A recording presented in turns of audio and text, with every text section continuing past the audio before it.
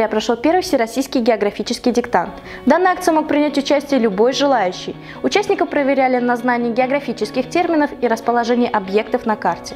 Давайте узнаем, что думают по этому поводу наши участники и организаторы.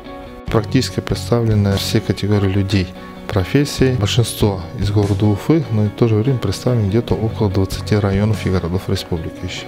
Я думаю, что среди тех, кто сегодня пишет диктант, будут и наши потенциальные абитуриенты. Здесь участвуют люди зрелого возраста, которые хотят испытать себя и показать свои знания в этой области. Самый взрослый участник этого мероприятия 67 лет, младший у нас мальчик 10 лет. Общее количество мы посчитали 321 человек. Результаты будут известны 10 декабря на сайте РГО. Ехал сюда из Благовещенска, чтобы показать свои возможности.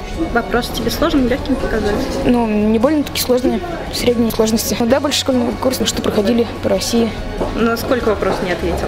Я на все ответил. Вопросы трудные были, так, с заковырочкой чуть-чуть, но все равно с трудом, через силы я ответил на них. А больше школьный курс или? Да, школьный в общем. Чем полезно, кажется тебе? Ну, в общем, патриотического такого настроя, чтобы все любили свою страну, знали. Ну, это мотивация для всех русских людей. Ну, не русских, а россиян.